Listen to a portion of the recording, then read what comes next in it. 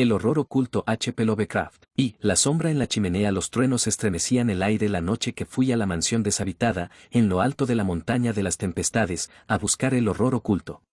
No iba solo, porque la temeridad no formaba parte entonces de ese amor a lo grotesco y lo terrible que ha adoptado por carrera la búsqueda de horrores extraños en la literatura y en la vida. Venían conmigo 2 hombres fieles y musculosos a quienes había mandado llamar cuando llegó el momento, hombres que desde hacía mucho tiempo me acompañaban en mis horribles exploraciones por sus aptitudes singulares. Salimos del pueblo secretamente a fin de evitar a los periodistas que aún quedaban, después del tremendo pánico del mes anterior, la muerte solapada y pesadillesca. Más tarde, pensé, podrían ayudarme, pero en ese momento no les quería a mi alrededor.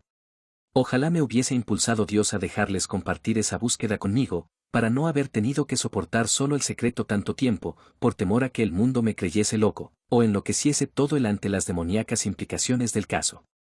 Ahora que me he decidido a contarlo, no sea que el rumiarlo en silencio me convierta en un maníaco, quisiera no haberlo ocultado jamás. Porque yo, solo yo, sé qué clase de horror se ocultaba en esa montaña espectral y desolada. Recorrimos en un pequeño automóvil millas de montes y bosques primordiales, hasta que nos detuvo la boscosa ladera. El campo tenía un aspecto más siniestro de lo habitual, de noche y sin la acostumbrada multitud de investigadores, así que a menudo nos sentíamos tentados de utilizar las lámparas de acetileno, pese a que podían llamar la atención. No resultaba un paisaje saludable a oscuras, creo que habría notado su morbosidad aun cuando hubiese ignorado el terror que allí acechaba. No había animales salvajes, son prudentes cuando la muerte anda cerca. Los viejos árboles marcados por los rayos parecían anormalmente grandes y retorcidos, y prodigiosamente espeso y febril el resto de la vegetación, mientras que unos extraños montículos y pequeñas elevaciones en tierra cubierta de maleza y fulgurita me hacían pensar en serpientes y cráneos humanos hinchados y de proporciones gigantescas. El horror había estado oculto en la montaña de las tempestades durante más de un siglo. De esto me enteré enseguida por las noticias de los periódicos sobre la catástrofe que había hecho que el mundo se fijara en esta región. Se trata de una remota y solitaria elevación de esa parte de Catskills donde la civilización holandesa penetró débil y transitoriamente en otro tiempo, dejando al retroceder unas cuantas mansiones ruinosas y una población degenerada de colonos advenedizos que crearon míseras aldeas en las aisladas laderas. Raramente era visitada esta zona por la gente normal, hasta que se constituyó la policía estatal, y aún ahora la policía montada se limita a pasar de tarde en tarde. El horror, sin embargo, goza de antigua tradición en todos los pueblos vecinos, y es el principal tema de conversación en las tertulias de los pobres mestizos que a veces abandonan sus valles para ir a cambiar sus cestos artesanales por artículos de primera necesidad, ya que no pueden cazar, criar ganado ni cultivar la tierra. El horror oculto moraba en la desierta y apartada mansión martense, la cual coronaba la elevada pero gradual eminencia cuya propensión a las frecuentes tormentas le valió el nombre de montaña de las tempestades. Pues durante un centenar de años, la antigua casa de piedra, rodeada de árboles, había sido tema de historias increíblemente descabelladas y monstruosamente horrendas, historias sobre una muerte sigilosa, solapada, colosal que emergía al exterior en verano. Con gimoteante insistencia, los colonos advenedizos contaban historias sobre un demonio que cogía a los caminantes solitarios, después del anochecer, y se los llevaba o los abandonaba en un espantoso estado de semidevorado desmembramiento, mientras que otras veces hablaban de rastros de sangre que conducían a la lejana mansión. Algunos decían que los truenos sacaban al horror oculto de su morada, y otros que el trueno era su voz fuera de esta apartada región. Nadie creía en estas consejas contradictorias y dispares, con sus incoherentes y extravagantes descripciones de un demonio vislumbrado. Sin embargo, ningún campesino ni aldeano dudaba que la mansión martense daba cobijo a una macabra entidad. La historia local impedía semejante duda, sin embargo, cuando corría entre los aldeanos algún rumor especialmente dramático, los que iban a inspeccionar el edificio no encontraban nunca nada.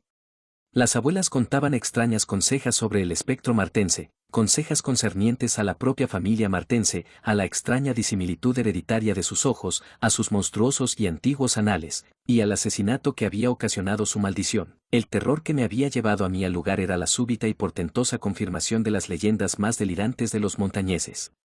Una noche de verano, tras una tormenta de una violencia sin precedentes, la comarca se despertó con una desbandada de colonos advenedizos que ninguna ilusión podría haber originado. La horda miserable de nativos chillaba y contaba gimoteando que un horror indescriptible se había abatido sobre ellos, cosa que nadie puso en duda. No lo habían visto, pero habían oído tales alaridos en una de las aldeas que inmediatamente supieron que la muerte reptante la había visitado. Por la mañana, los ciudadanos y la policía estatal siguieron a los sobrecogidos montañeses al lugar que, según decían, había visitado la muerte. Y en efecto, la muerte estaba allí. El terreno en el que se asentaba uno de los poblados de colonos se había hundido a consecuencia de un rayo, destruyendo varias de las chozas malolientes, pero a este daño comprensible se superponía una devastación orgánica que lo volvía insignificante. De unos 75 nativos que poblaban el lugar, no encontraron ni a uno solo con vida. La tierra revuelta estaba cubierta de sangre y de piltrafas humanas que revelaban con demasiada elocuencia los estragos de unas garras y unos dientes infernales. Sin embargo, ningún rastro visible se alejaba del lugar de la carnicería. Todo el mundo convino enseguida en que había sido ocasionada por alguna bestia feroz. A nadie se le ocurrió resucitar la acusación de que tales muertes misteriosas no eran sino sórdidos asesinatos habituales en las comunidades decadentes. Solo cuando descubrieron la ausencia entre los muertos de unas 28 personas renació tal acusación, y aún así, resultaba difícil explicar la matanza de 50 por la mitad de ese número. Pero el hecho era que, en una noche de verano, había caído un rayo de los cielos y había sembrado la muerte en la aldea, dejando los cadáveres horriblemente mutilados, mordidos y arañados. Los despavoridos campesinos relacionaron inmediatamente esta atrocidad con la embrujada mansión martense, aunque los pueblos se encontraban a más de 3 millas de distancia. La patrulla de la policía se mostró más escéptica, incluyó la mansión tan solo rutinariamente en sus investigaciones y la descartó por completo al encontrarla vacía. Las gentes del campo y de los pueblos, sin embargo, registraron el lugar con minuciosidad, volcaron cuanto encontraron en la casa, sondearon los estanques y las fuentes, registraron los matorrales, y dieron una batida por el bosque de los alrededores. Pero todo fue inútil, la muerte no había dejado otro rastro que la misma destrucción. Al segundo día de investigación, los periódicos comentaron el caso extensamente, después de invadir los reporteros la montaña de las tempestades. La describieron con mucho detalle, e incluían numerosas entrevistas que confirmaban la historia de horror que contaban las viejas de la comarca. Al principio seguí las crónicas sin mucho entusiasmo, ya que soy experto en esta clase de horrores, pero una semana después, percibí una atmósfera que despertó extrañamente mi interés, de modo que el 5 de agosto de 1921 me inscribí entre los reporteros que abarrotaban el hotel de Laffords Corners, el pueblo más próximo a la montaña de las tempestades y cuartel general reconocido de los investigadores. 3 semanas después, la deserción de los reporteros me dejaba en libertad para empezar una exhaustiva exploración de acuerdo con las pesquisas e informaciones detalladas que había ido recogiendo entre tanto.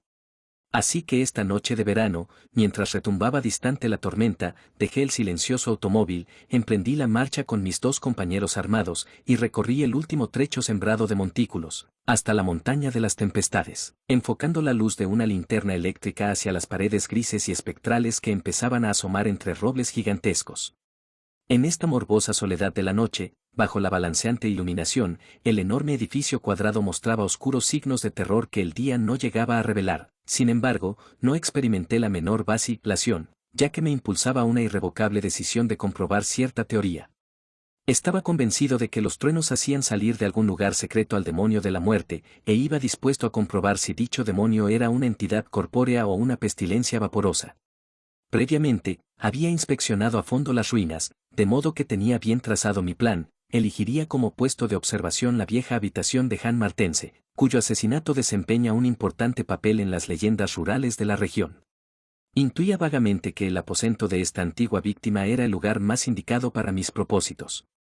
La habitación, que mediría unos 20 pies de lado, contenía, al igual que las demás habitaciones, restos de lo que en otro tiempo había sido mobiliario. Estaba en el segundo piso, en el ángulo sudeste del edificio, y tenía un inmenso ventanal orientado hacia el este, y una ventana estrecha que daba al mediodía, ambos vanos desprovistos de cristales y contraventanas. En el lado opuesto al ventanal había una enorme chimenea holandesa, con azulejos que representaban al hijo pródigo, y frente a la ventana estrecha, una gran cama adosada a la pared. Mientras los amortiguados truenos iban en aumento, dispuse los detalles de mi plan. Primero até en el antepecho del ventanal, una junto a otra, 3 escalas de cuerda que había traído conmigo. Sabía que llegaban a una distancia conveniente respecto de la hierba, ya que las había probado. Luego, entre los 3, entramos arrastrando el armazón de una cama de otra habitación y lo colocamos de lado contra la ventana. Echamos encima ramas de abeto y nos dispusimos a descansar, con nuestras automáticas preparadas, descansando dos mientras vigilaba el tercero. Así teníamos asegurada la huida, fuera cual fuese la dirección por la que surgiera el demonio. Si nos atacaba desde el interior de la casa, estaban las escalas del ventanal; si venía del exterior, podíamos salir por la puerta y la escalera. Según lo que sabíamos, no nos perseguiría mucho tiempo, en el peor de los casos. Llevaba yo vigilando de las 12 de la noche a la 1 cuando, a pesar del ambiente siniestro de la casa, la ventana sin protección y los truenos y relámpagos cada vez más cercanos, me sentí dominado por un sueño invencible. Estaba entre mis dos compañeros. George Bennet se encontraba al lado de la ventana y William Toby al de la chimenea. Bennet se había dormido, vencido por la misma anómala somnolencia que sentía yo, de modo que designé a Toby para la siguiente guardia, a pesar de que cabeceaba. Era extraña la fijeza con que observaba yo la chimenea. La creciente tormenta debió de influir en mis sueños, pues en el breve rato que me dormí sufrí visiones apocalípticas. Una de las veces casi me desperté, probablemente porque el hombre que dormía junto a la ventana había estirado un brazo sobre mi pecho. No me encontraba lo bastante despierto como para comprobar si Toby cumplía su obligación como centinela, aunque sentía un claro desasosiego a este respecto. Nunca había tenido una sensación tan acusadamente opresiva de la presencia del mal. Después, debí de quedarme dormido otra vez, porque mi mente salió de un caos fantasmal, cuando la noche se volvió espantosa, traspasada de chillidos que superaban todas mis experiencias y delirios anteriores. En aquellos gritos, el más profundo terror y agonía humanos arañaban desesperada e insensatamente las puertas de ébano del olvido. Desperté para encontrarme ante la roja locura y la burla satánica, mientras reverberaba y se retiraba cada vez más, hacia perspectivas inconcebibles, aquella angustia fóbica y cristalina. No había luz, pero por el hueco que noté a mi derecha, comprendí que Toby se había ido, solo Dios sabía a dónde. Sobre mi pecho, aún pesaba el brazo del durmiente de mi izquierda. Luego se produjo un relámpago, el rayo sacudió la montaña entera, iluminó las criptas más oscuras de la añosa arboleda y desgarró el más viejo de los árboles retorcidos. Ante el fusilazo demoníaco del rayo, el durmiente se incorporó de repente, y en ese instante la claridad que entró por la ventana proyectó su sombra vívidamente contra la chimenea, de la que yo no conseguía apartar los ojos un momento. No comprendo cómo me encuentro vivo todavía, y en mi sano juicio. No me lo explico, porque la sombra que vi en la chimenea no era la de George Bennet, ni de ninguna criatura humana, sino una blasfema anormalidad de los más profundos cráteres del infierno, una abominación indecible e informe que mi mente no llegó a captar por completo, ni hay pluma que la pueda describir. Un segundo después, me encontraba solo en la mansión maldita, temblando, balbuceando. George Bennet y William Toby habían desaparecido sin dejar rastro, ni siquiera de lucha. Nunca más volvió a saberse de ellos. 2. Un muerto en la tormenta. Después de aquella espantosa experiencia en la mansión inmersa en la espesura, tuve que guardar cama, agotado de los nervios, en el hotel de Laffords Corners. No recuerdo exactamente cómo me las arreglé para llegar al automóvil, ponerlo en marcha, y regresar secretamente al pueblo. No conservo conciencia clara de nada, salvo de unos árboles de gigantescos brazos, el fragor demoníaco de los truenos, y sombras caronianas entre los bajos montículos que punteaban y rayaban la región.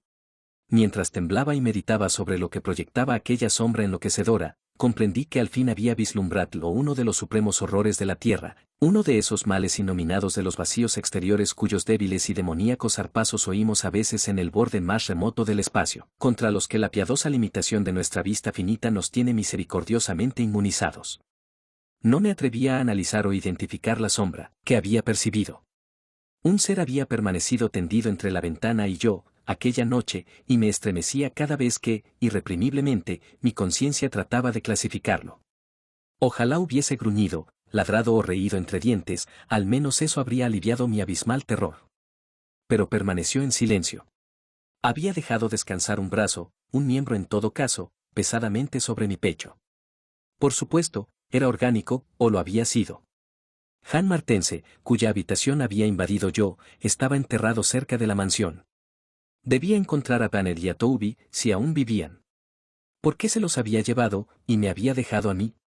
La somnolencia es invencible, y los sueños son espantosos. Al poco tiempo, comprendí que debía contar mi historia a alguien, de lo contrario, me desmoronaría completamente. Ya había decidido no abandonar la búsqueda del horror oculto, porque en mi atolondrada ignorancia, Me parecía que esa incertidumbre era peor que el pleno conocimiento, por terrible que éste pudiera ser. De modo que decidí en mi fuero interno qué camino seguir, a quién escoger para hacerle partícipe de mis confidencias y cómo descubrir al ser que había aniquilado a 2 hombres y había proyectado una sombra pesadillesca. A quienes conocía principalmente en Laffords Corners era a los periodistas, algunos de los cuales aún seguían recogiendo los últimos ecos de la tragedia. Decidí escoger como compañero a uno de ellos, y cuanto más lo pensaba, más inclinado me sentía por un tal Arthur Munro, un hombre moreno y delgado de unos 35 años, cuya formación, gustos, inteligencia y temperamento parecían distinguirle como persona que no se sujetaba a las ideas y experimentos convencionales. Una tarde de 1 de septiembre, Arthur Munro escuchó mi historia. Desde el principio se mostró interesado y comprensivo, y cuando terminé, analizó y abordó la cuestión con gran agudeza y juicio. Su consejo, además, fue eminentemente práctico, ya que sugirió que aplazásemos nuestra visita a la mansión martense hasta haber obtenido más datos históricos y geográficos. A sugerencia suya, salimos en busca de datos sobre la terrible familia martense y descubrimos a un hombre que poseía un diario maravillosamente ilustrado y ancestral. Hablamos también largamente con aquellos mestizos de la montaña que no habían huido, en el terror y la confusión, a laderas más remotas, y acordamos efectuar, antes de nuestra empresa final, un registro completo y definitivo de los lugares relacionados con las distintas tragedias de las leyendas de los colonos. Los resultados de esta exploración no fueron al principio muy alentadores, aunque una vez clasificados, parecieron revelar un dato bastante significativo, a saber, que el número de horrores registrados era bastante más elevado en zonas relativamente próximas a la casa, o conectaban con ella mediante franjas de espesura morbosamente superdesarrollada. Es cierto que había excepciones, en efecto, el horror que había llegado a oídos del mundo había tenido lugar en un espacio pelado, igualmente distante de la mansión y de cualquier bosque vecino a ella. En cuanto a la naturaleza y aspecto del horror oculto, nada pudimos sacarles a los asustados y estúpidos moradores de las chozas.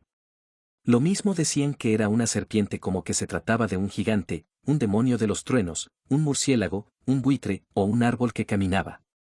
Nos pareció fundado suponer, sin embargo, que se trataba de un organismo vivo enormemente sensible a las tormentas eléctricas, y aunque algunas de las historias hablaban de alas, concluimos que su aversión a los espacios abiertos hacía más probable que estuviese dotado de locomoción terrestre.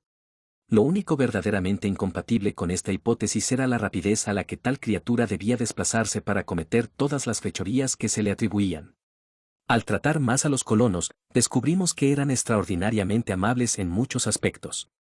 Eran simples animales que descendían poco a poco en la escala de la evolución debido a su desafortunada ascendencia y a su aislamiento embrutecedor. Tenían miedo de los forasteros, pero poco a poco se fueron acostumbrando a nosotros. Al final nos ayudaron muchísimo cuando talamos todos los grupos de árboles y derribamos todos los tabiques de la mansión en nuestra búsqueda del horror oculto. Cuando les pedimos que nos ayudasen a buscar a Banner y a Toby, se mostraron sinceramente afligidos, porque si bien querían ayudarnos, estaban convencidos de que ambas víctimas habían desaparecido de este mundo tan completamente como las gentes que ellos habían perdido. Por supuesto, sabíamos perfectamente que había muerto o desaparecido gran número de estas gentes, así como que los animales salvajes habían sido exterminados hacía mucho tiempo, y temíamos que ocurrieran nuevas tragedias. A mediados de octubre nos encontrábamos perplejos, debido a nuestra falta de progresos. Como las noches eran tranquilas, no se producían agresiones demoníacas de ningún género, y la total carencia de resultados en el registro de la casa y del campo casi nos inclinaba a atribuir al horror oculto una naturaleza no material. Temíamos que llegara el tiempo frío y nos interrumpiera nuestras investigaciones, ya que todos coincidían en que, en general, el demonio permanecía tranquilo durante el invierno. El caso es que nos dominaba una especie de desesperada premura en la última inspección diurna de la aldea visitada por el horror, aldea ahora deshabitada, a causa del miedo de los colonos. La desventurada aldea no tenía nombre siquiera, y estaba enclavada en una hondonada protegida, aunque sin árboles, entre elevaciones llamadas respectivamente Cone Mountain y Maple Hill. Se encontraba más cerca de Maple Hill que de Cone Mountain, y algunas de las toscas viviendas eran simples cuevas practicadas en la falda de la primera de las elevaciones.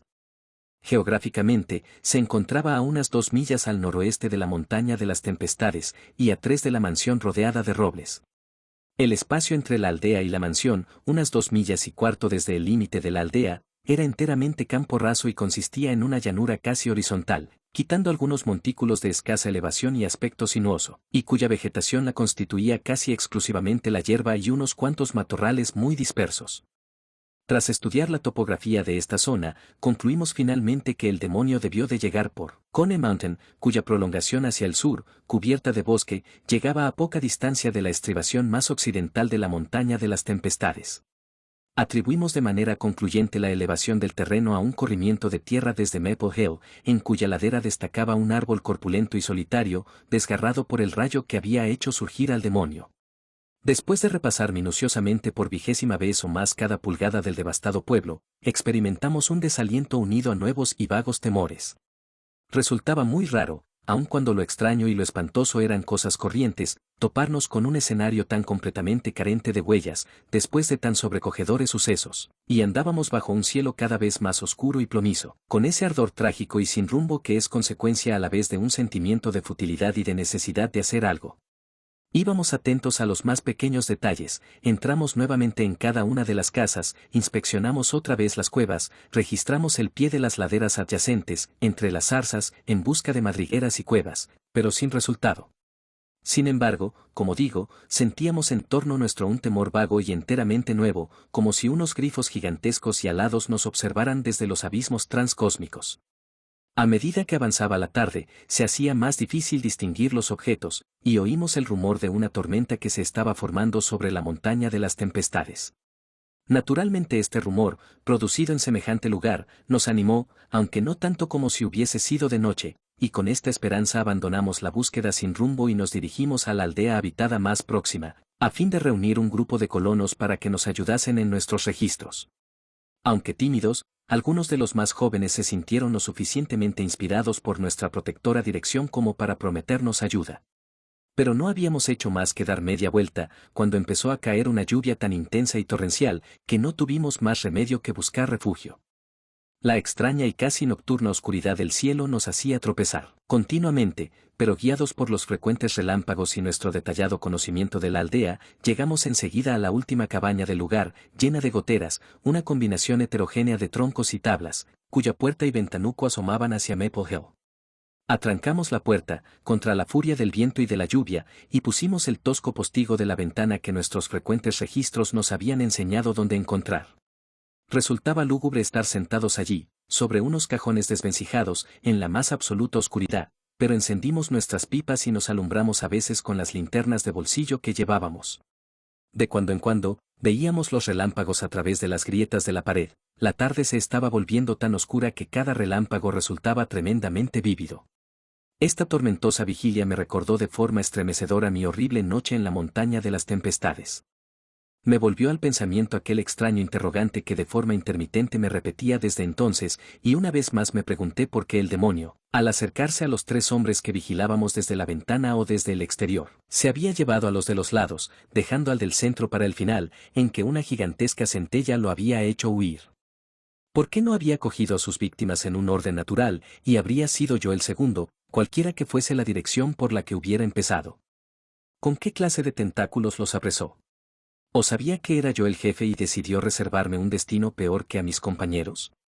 En medio de estas reflexiones, como para intensificarías dramáticamente, cayó un tremendo rayo cerca de nosotros, al que siguió un ruido de corrimiento de tierra.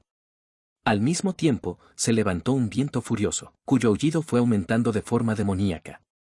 Tuvimos la seguridad de que había caído fulminado otro árbol de Maple Hill, y Munroe se levantó del cajón donde estaba sentado y se acercó al ventanuco para comprobar el destrozo.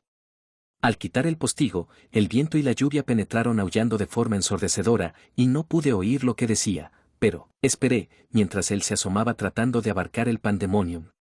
Gradualmente, la calma, el viento y la dispersión de la inusitada oscuridad nos hizo comprender que se alejaba la tormenta. Yo había esperado que durase hasta la noche, cosa que nos ayudaría en nuestra búsqueda, pero un furtivo rayo de sol que penetró por un agujero de la madera, detrás de mí, disipó mis esperanzas. Le dije a Munroe que era mejor dejar que entrase un poco de luz, aunque cayesen más chaparrones, así que desatranqué la puerta y la abrí. El terreno, afuera, era una extraña extensión de barrizales, charcos y pequeños montículos producidos por el reciente corrimiento de tierra, pero no vi nada que justificase el interés que mantenía a mi compañero asomado a la ventana sin decir nada. Me acerqué a él y le toqué en el hombro, pero no se movió. Luego, al sacudirle en broma y volverle hacia mí, sentí los zarcillos estranguladores de un horror canceroso cuyas raíces alcanzaban pasados infinitos y abismos insondables de la noche que late más allá del tiempo. Arthur Munroe estaba muerto. Y en lo que quedaba de su masticada y perforada cabeza no había ya cara. 3. ¿Qué significaba el resplandor rojo en la tormentosa noche del 8 de noviembre de 1921, con una linterna que proyectaba macabras sombras, cavaba yo, solo, como un idiota, en la sepultura de Jean Martense? Había empezado a cavar por la tarde porque se estaba formando una tormenta, y ahora que había oscurecido, y había estallado la tormenta sobre la lujuriante floresta, me sentía contento. Creo que mi mente estaba algo desquiciada a causa de los acontecimientos del 5 de agosto, la sombra demoníaca de la casa, la tensión y desencanto generales, y lo ocurrido en la aldea durante la tormenta de octubre. Después de aquello, tuve que cavar una sepultura para alguien cuya muerte no acababa de comprender. Sabía que los demás no la entenderían tampoco, de modo que les dejé que creyeran que Arthur Munroe se había extraviado. Le buscaron, pero no encontraron nada. Los colonos sí podían haberlo comprendido, pero no me atrevía a asustarles aún más. Me sentía extrañamente insensible. La impresión sufrida en la mansión me había afectado sin duda al cerebro, y no podía pensar más que en la búsqueda del horror que ahora había alcanzado proporciones gigantescas en mi imaginación, búsqueda que el destino de Arthur Munroe me hacía emprender ahora a solas y en secreto. Solo el escenario de mis excavaciones habría bastado para hacer saltar los nervios de un hombre corriente. Unos árboles siniestros y primordiales de impías proporciones y formas grotescas acechaban por encima de mí como pilares de algún infernal templo druida, al tiempo que amortiguaban los truenos, acallaban los aullidos del viento y frenaban la lluvia. Detrás de los heridos troncos del fondo, iluminados por los débiles resplandores de los filtrados relámpagos, se alzaban las piedras húmedas y cubiertas de hiedra de la deshabitada mansión, mientras que algo más cerca estaba el abandonado jardín holandés, con los paseos y arriates invadidos por una vegetación blancuzca, fungosa, fétida, hinchada, que jamás había visto yo a la luz del día. Y más cerca aún tenía el cementerio, donde unos árboles deformes agitaban sus ramas insanas, mientras sus raíces desplazaban las losas impías y succionaban el veneno de lo que yacía debajo.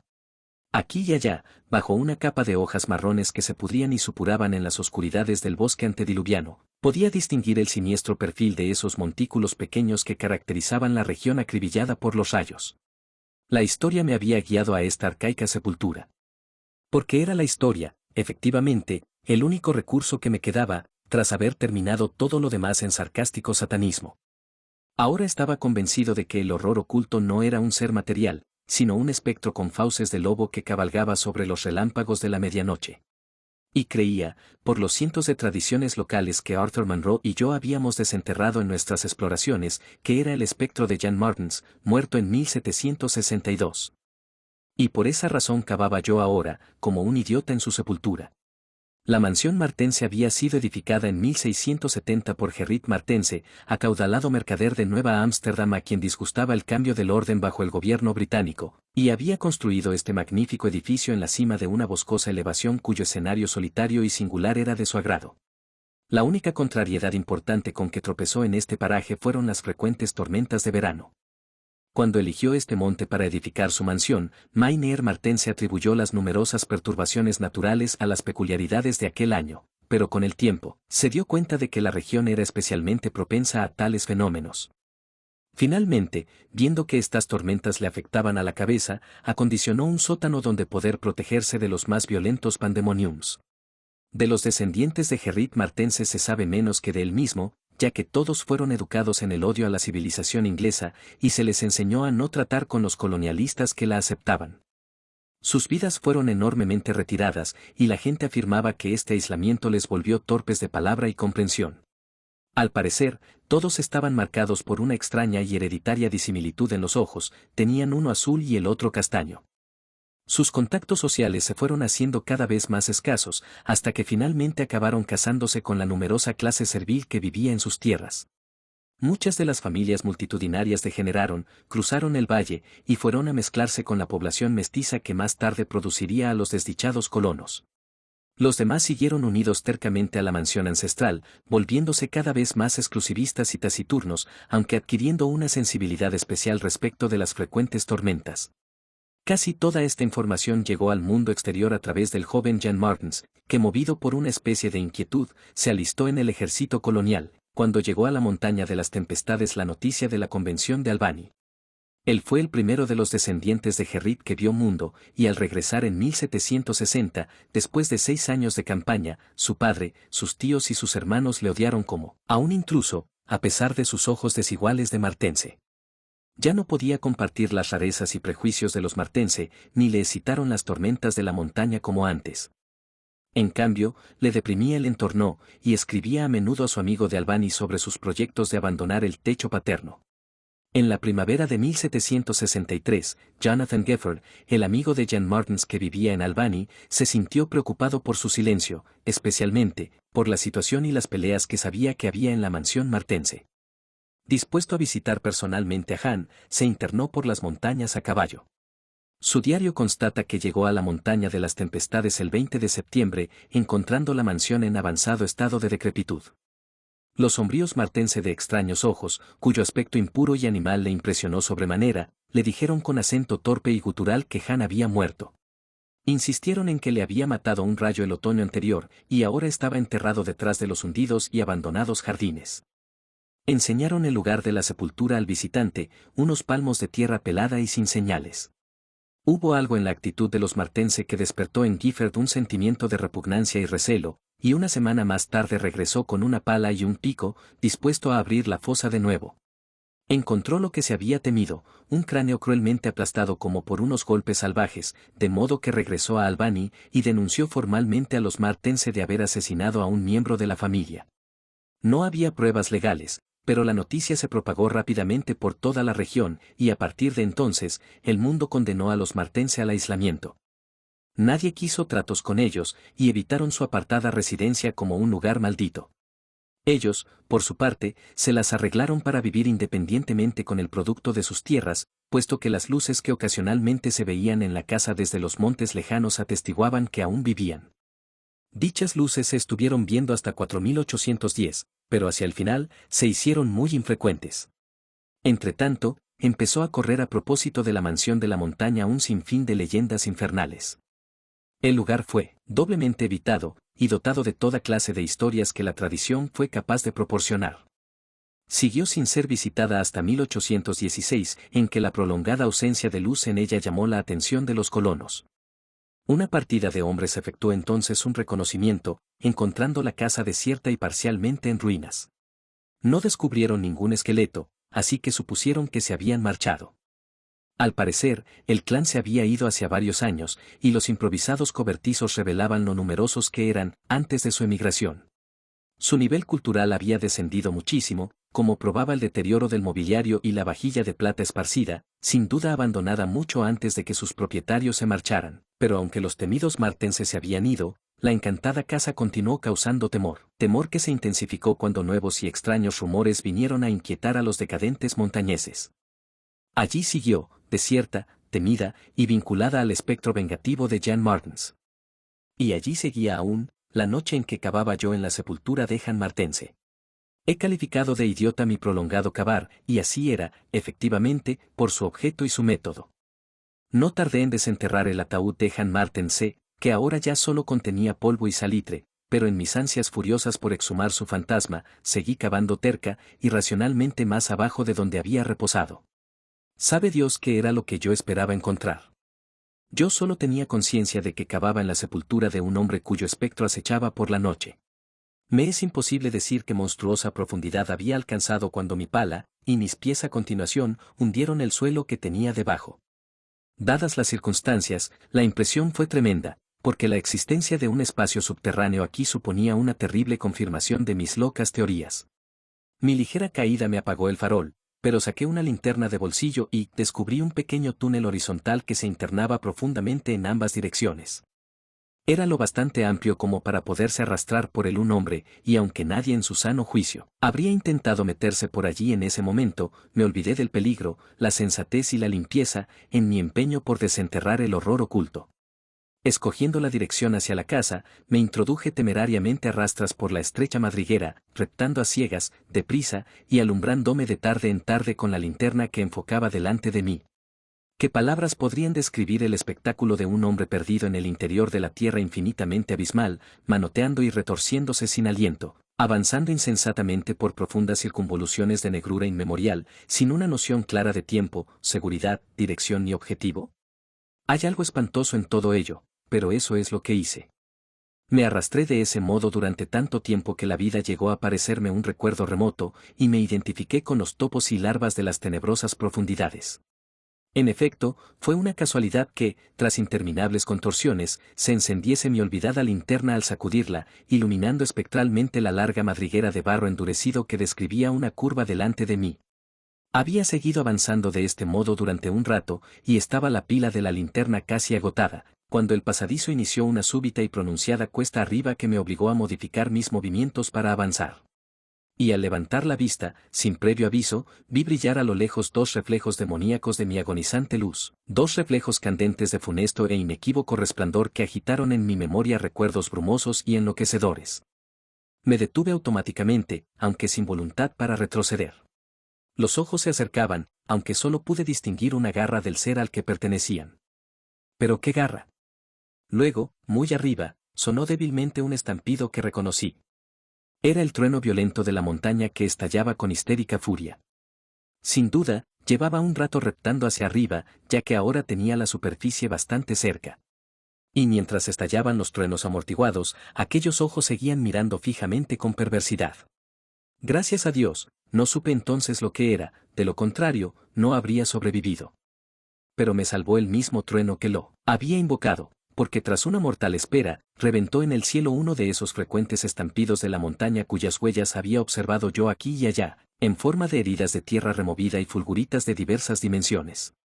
Con furia ciclópea, se enterró, retorciéndose en la tierra, por encima de aquel detestable pozo, cegándome y ensedeciéndome, aunque no llegó a hacerme perder el conocimiento.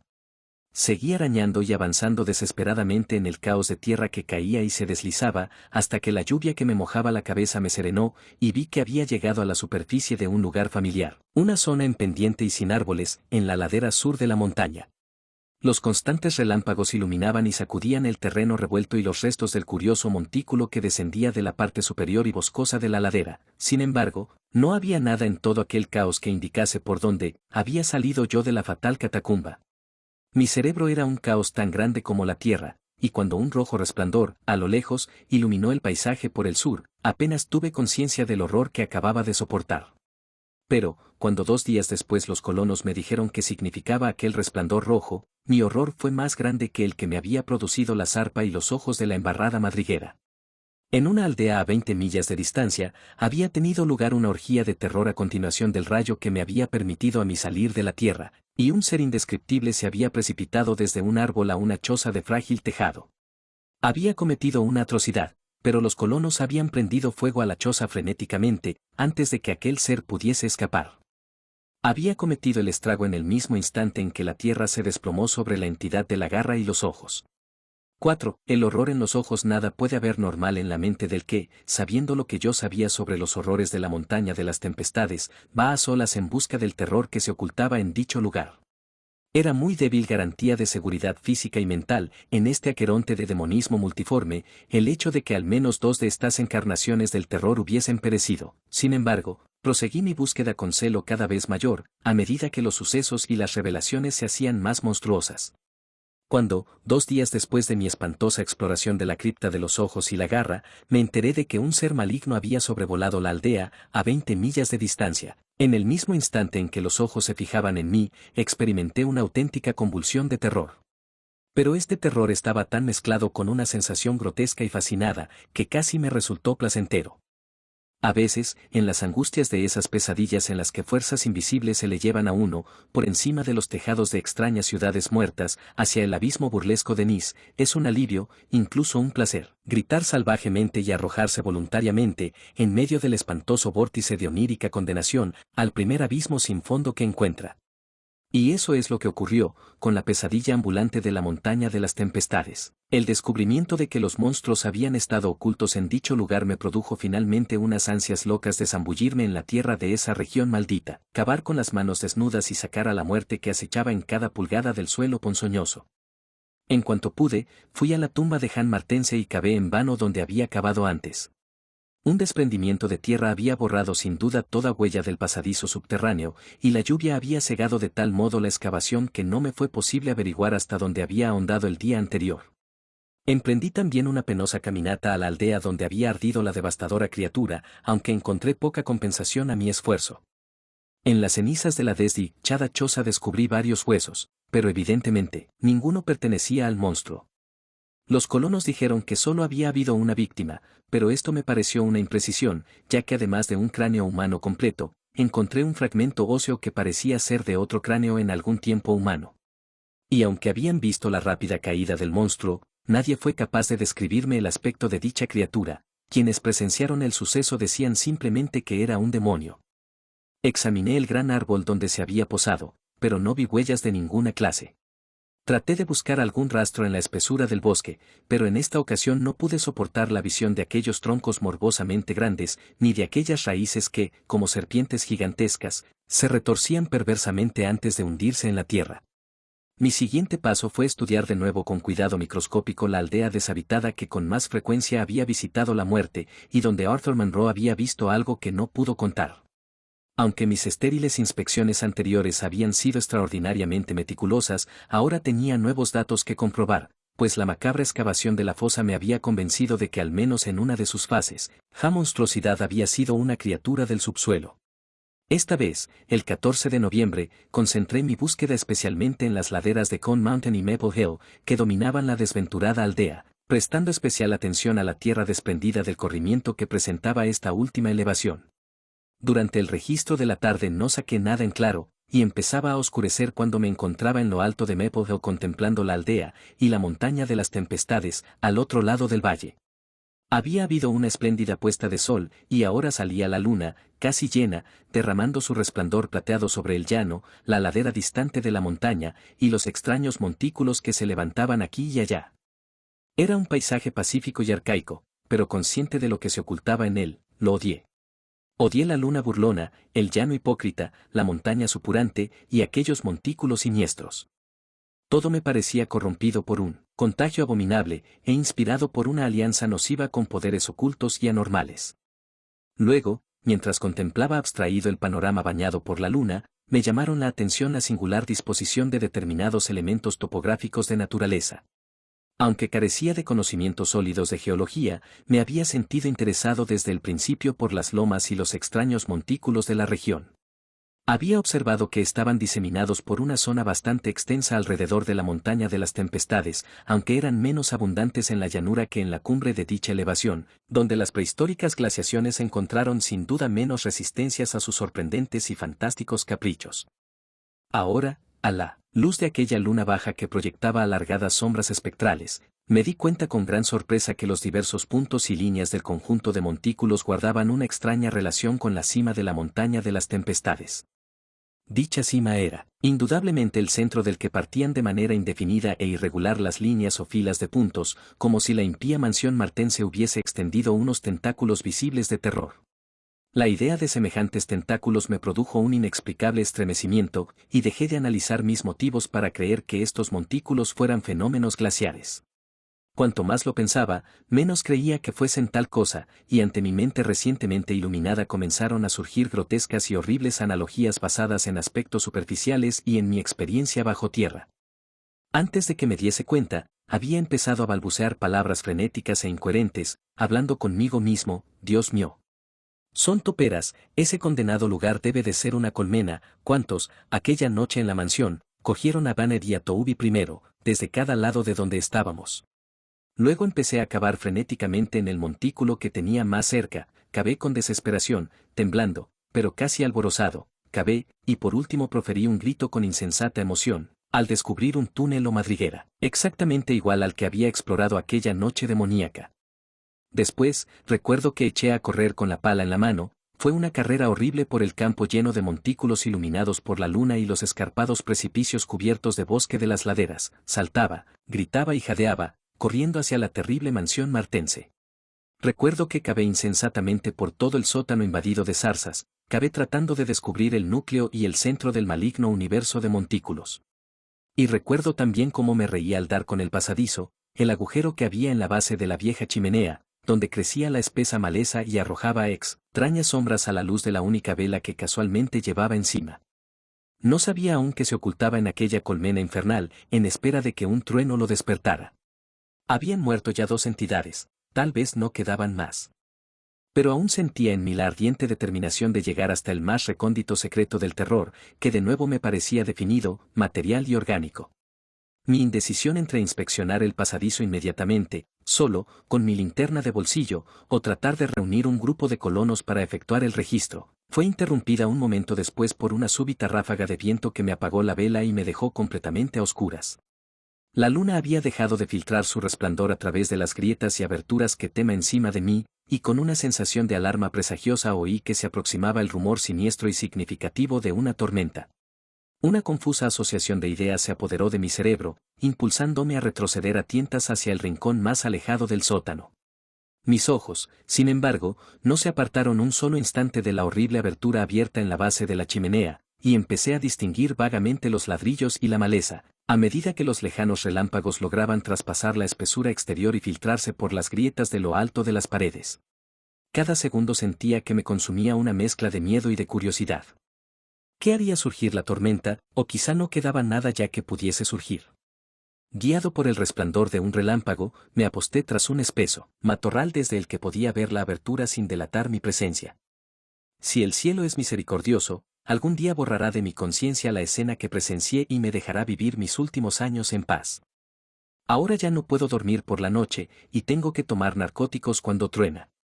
Aquello salió de pronto, inesperadamente, surgió un demonio, escabulléndose como una rata de los abismos profundos e inimaginables, un jadeo infernal y un gruñido ahogado. Luego, del agujero de la chimenea irrumpió una vida multitudinaria y leprosa, un flujo nauseabundo, engendro nocturno de orgánica corrupción, más devastadoramente horrenda que los más negros conjuros de la locura y la morbosidad mortal. Bullía, hervía, se elevaba, borboteaba como una baba de serpientes, se contorsionaba al emerger del boquete, extendiéndose como un contagio séptico, manando del sótano hacia todas las salidas. Desbordándose por el bosque maldito y tenebroso para derramar en él el pavor, la locura y la muerte. Solo Dios sabe cuántos eran, miles quizá. Resultaba espantoso verlos brotar en esas cantidades a la luz intermitente de relámpagos. Cuando empezaron a disminuir lo suficiente como para poderlos distinguir como organismos separados, vi que eran como demonios o simios deformes, enanos y peludos, caricaturas monstruosas y diabólicas de la tribu de los monos. Eran espantosamente mudos, apenas se oyó un chillido cuando uno de los rezagados se volvió con la habilidad de una larga práctica, sació su hambre en un compañero más débil. Los demás se abalanzaron sobre los restos y los devoraron con babeante fruición. Acto seguido, a pesar de mi aturdimiento, efecto de mi repugnancia y mi pavor, triunfó mi morbosa curiosidad, y cuando la última de las monstruosidades surgió viscosamente de aquel mundo inferior de desconocida pesadilla, saqué mi pistola automática y disparé, camuflando el estampido con los truenos. Estridentes, escurridizas sombras torrenciales de viscosa locura persiguiéndose por los interminables y sangrientos corredores de cielo púrpura y fulgurante, fantasmas informes y mutaciones calidoscópicas de un escenario, macabro y recordado, bosques de robles monstruosos e hinchados cuyas raíces se retuercen como culebras y succionan el jugo abominable de una tierra hirviente de demonios caníbales, tentáculos que emergen a tientas de subterráneos núcleos, dotados de poliposa perversión. Insanos relámpagos por encima de muros infernales cubiertos por una hiedra maligna y arcadas demoníacas ahogadas por una vegetación fungosa.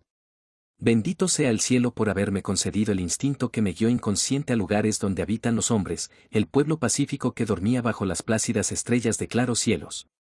Al cabo de una semana me había recobrado lo bastante como para pedir de Albany una partida de hombres para que dinamitaran la mansión martense y la cima entera de la montaña de las tempestades, cegaran todas las madrigueras y talaran determinados árboles hinchados cuya mera existencia representaba un insulto a la cordura.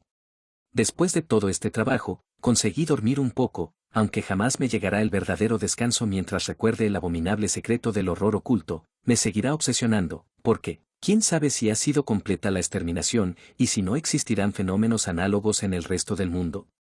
¿Quién, sabiendo lo que yo sé, puede pensar en las cavernas desconocidas de la Tierra sin sufrir espantosas pesadillas ante las futuras posibilidades? No puedo asomarme a un pozo ni a una entrada de metro sin estremecerme, ¿Por qué no me da el doctor algo que me haga dormir, o me calme de veras el cerebro cuando truena? Lo que vi al resplandor de los relámpagos, tras dispararle al ser indescriptible, fue tan simple que casi transcurrió un minuto, antes de darme cuenta y caer en un estado de delirio.